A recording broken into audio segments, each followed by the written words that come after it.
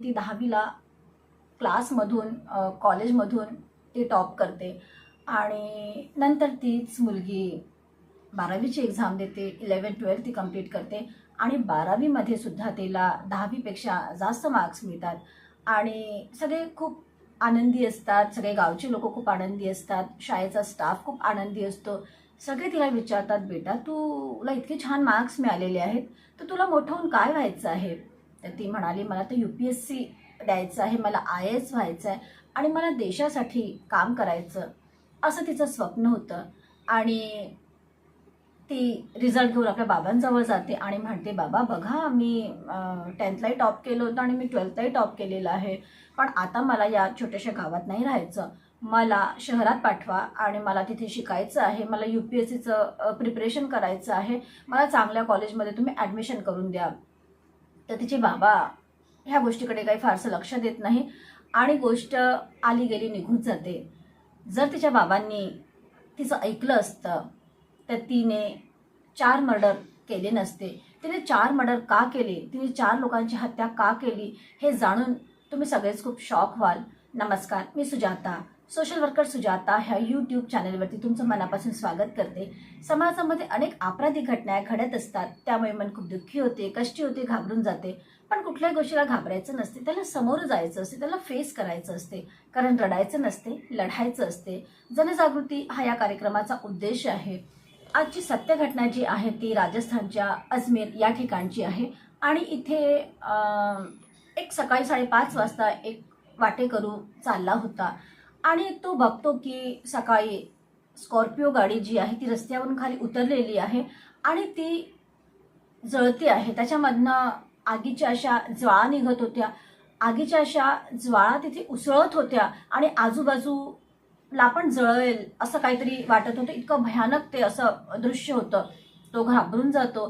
त्याने तर आधी सगळ्यात आधी व्हिडिओ काढला आणि नंतर पोलिसांना फोन केला आणि त्यांना लोकेशन पाठवलं की या ठिकाणी स्कॉर्पिओ गाडी जळते आहे. खूप लवकर पोलीस आले तिथे आणि पोलिसांसोबतच तिथे फायर ब्रिगेडची गाडीसुद्धा आली आणि फायर ब्रिगेडच्या गाडीने आगीवरती नियंत्रण आणलेलं आणि सगळे तिथे बघत होते. तिथे श्वान पथक सुद्धा आलं होतं आणि ते बघत होते इकडे तिकडे. तर त्यांना जवळच्याच शेतामध्ये एक महिला मरून पडलेली दिसली. सगळे त्या प्रेताजवळ जातात, त्या महिलेजवळ जातात आणि बघतात. तर त्या महिलेला बघून आजूबाजूचे लोक जे असतात ते ओळखतात, कारण ती जवळच्याच गावातली वकील होती. तिचं नाव सूर्यादेवी होतं आणि पोलिसांना जेव्हा कळलं की ही सूर्यादेवी आहे आणि गाडी जी होती स्कॉर्पिओ त्याचा जो नंबर प्लेट होता, त्या नंबर प्लेटवरून सुद्धा पोलिसांना हे कळलं की ही जी स्कॉर्पिओ गाडी आहे ती काँग्रेस नेता रामसिंग चौधरी आहे त्याची आहे. आणि त्यांनी चौकशीसाठी प्राथमिक चौकशीसाठी ते त्यांच्या घरी गेले, कारण गाडी त्यांची होती. तर ते त्यांच्या घरी गेले तर ते जवळच्याच फार्म हाऊसमध्ये राहत होते. तिथे गेल्यावरती त्यांना कळते की रामसिंग चौधरी तिथला एक्स सरपंच होता, तो काँग्रेस नेता होता आणि त्याची आई जी होती ती 90 वर्षाची म्हातारी, ती सुद्धा काँग्रेसची कार्यकर्ता होती आणि त्यांच्या घरी त्यांची 32 वर्षाची भाची होती, बहिणीची मुलगी, असं तिथे राहत होते. पण रामसिंगबद्दल जेव्हा पोलिसांनी विचारलं तेव्हा त्यांना हे कळलं की रामसिंगने 2 लग्न केलं होतं. त्यांचं पहिलं लग्न जे होतं ते 2005 मध्ये त्याने सुनीता देवी या महिलेशी केलं होतं आणि त्यांना तिथून 2 मुलं झाली होती. एक मुलगी जी होती 19 वर्षाची होती आणि मुलगा हा 17 वर्षाचा होता. मुलगी ही UPSC करण्याचं स्वप्न ठेवून होती ती आणि ती टॉपर मुलगी होती. मुलगा हा 17 वर्षाचा होता, तो BA करत होता. दुसरी जी पत्नी होती ते त्याची वकील पत्नी होती. असे हे दोघं कुटुंब एकाच घरी एकाच फार्म हाऊसमध्ये राहत होते आणि जेव्हा पोलिसांना हे कळलं तेव्हा त्यांना थोडासा शॉक पण वाटला.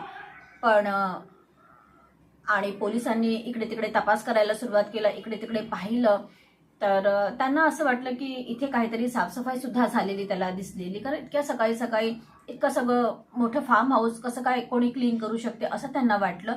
आणि त्यांनी बघितलं की त्यांचा 17 वर्षाचा जो मुलगा आहे तो समोरच टीव्ही त्याने सुरू केलेली आणि सोफ्यावरती बसून तो चहा पित आहे, टीव्ही बघत आहे.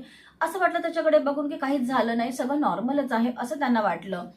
पोलिसांना तर काही म्हणजे असं मार्ग तर काही सुचतच नव्हता की काय झालं असेल, पण त्यांना असं वाटलं की रामसिंग जो काँग्रेसचा नेता आहे, या मुलाचा वडील आहे, पिता आहे, त्याच्या घरात 3-4 लोकांची हत्या झालेली आहे, त्यांची स्कॉर्पिओ गाडी जळालेली आहे, तरी हा मुलगा इतका शांत कसं काय, असं पोलिसांना थोडा डाऊट वाटतो.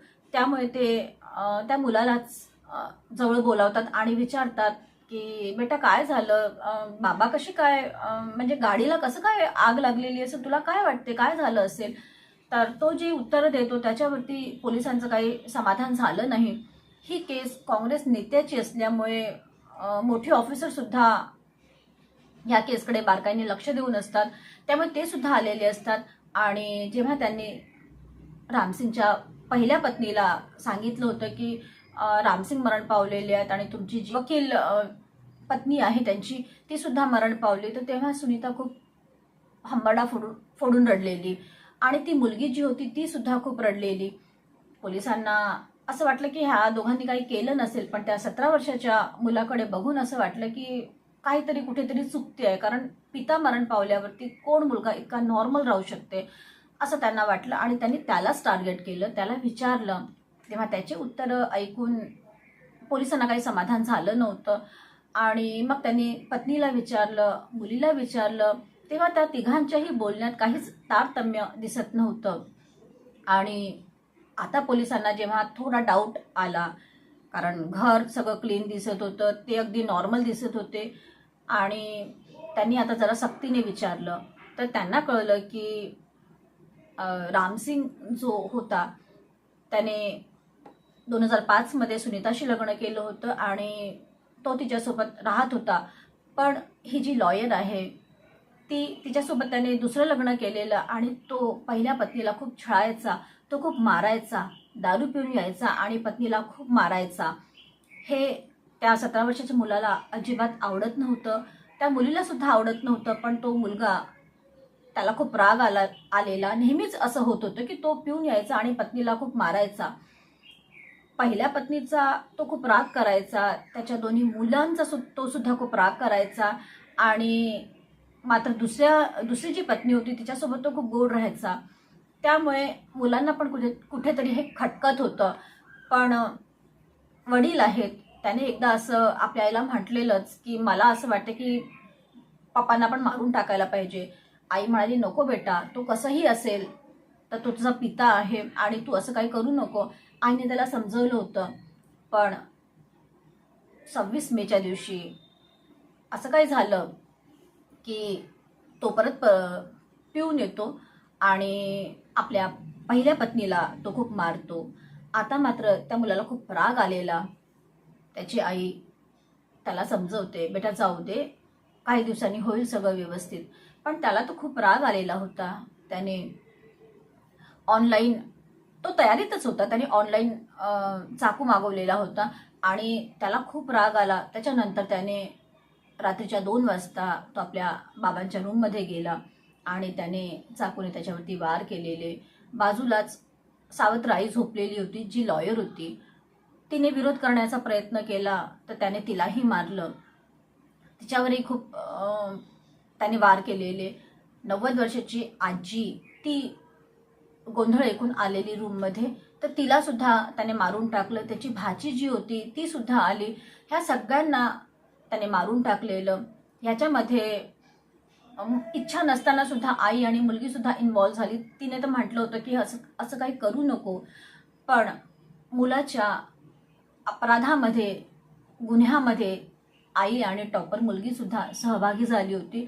आणि त्याने आता जेव्हा हे सगळं झालं त्यानंतर तो जेव्हा थंड झाला, त्याचा राग शांत झाला, तेव्हा त्याला असं वाटलं की आता या मर्डरला, या हत्येला आपण घाताचं रूप द्यायला पाहिजे. आणि तो स्कॉर्पिओ गाडी काढतो आणि त्याच्यामध्ये तिघांनाही, म्हणजे आजी आणि त्याची आत्ते बहीण आणि सावत्र आई आणि त्याची आत्या, असे 4 लोकांना पण तो मारून टाकतो, कारण आत्यासुद्धा होती, त्यामुळे आत्याला सुद्धा या लोकांनी मारून टाकलेलं.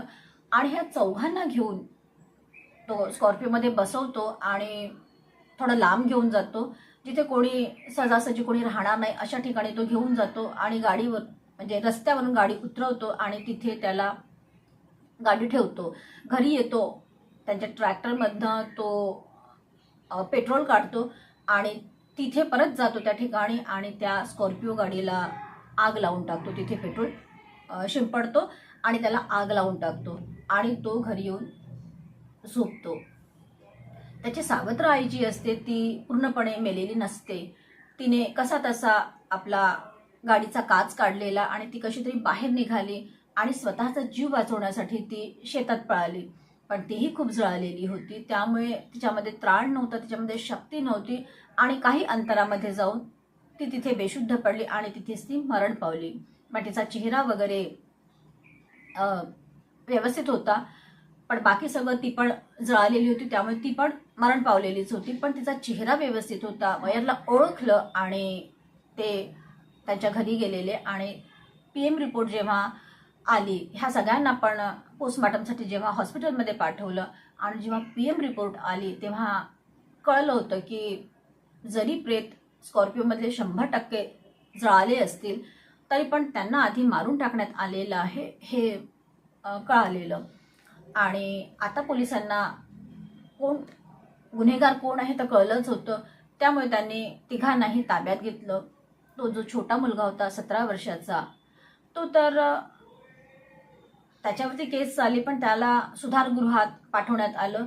आई आणि मुलगी ज्या खूप इन्व्हॉल्व नव्हत्या या सगळ्या गोष्टींमध्ये, पण तरीही त्यासुद्धा गुन्ह्यात सहभागी झाल्या होत्या, म्हणून त्यांच्यावरती सुद्धा केस चालली आणि त्यासुद्धा कोठडीमध्ये आहेत. आता सध्या त्या कोठडीमध्ये आहेत. आणि एक टॉपर मुलगी जिचं भविष्य खूप चांगलं होतं, त्याच्या बाबांनी जर वेळेतच ऐकलं असतं तर कदाचित ती भारताचं नाव रोशन करू शकली असती आणि असं काही घडलं नसतं. पण बाबांनीही लक्ष दिलं नाही आणि ते बाबासुद्धा क्रिमिनल माइंडेडच होते, कारण 16 केसेस त्यांच्यावरती होते. त्याने एका सेक्रेटरीला मारून टाकलं होतं आणि त्याच्यासाठी वकील म्हणून ही सूर्यादेवी गेली होती आणि ह्यांच्यामध्ये प्रेमसंबंध जुळले आणि ह्यातून त्याने लग्न केलेलं. पिताही क्रिमिनल होता, पण तरीही त्याची छोटी मुलं, 17 वर्षाचा मुलगा आणि 19 वर्षाची मुलगी, ह्यांचं आयुष्यसुद्धा आज खराब झालेलं आहे. थांबून थोडा विचार करा. रडायचं नसते, लढायचं असते. याबद्दल तुम्हाला काय वाटते कमेंट्स करून नक्की कळवा. तुम्ही पाहताय social worker Sujata, real crime stories, ज्यामध्ये सत्य आहे पण त्यावरती विश्वास ठेवणं कठीण आहे. परत भेटूया पुढल्या वळणावरती. तेव्हापर्यंत लाईक करा, कमेंट्स करा, शेअर करा आणि सबस्क्राईब तर कराच करा. आणि हो, सावध पण राहा.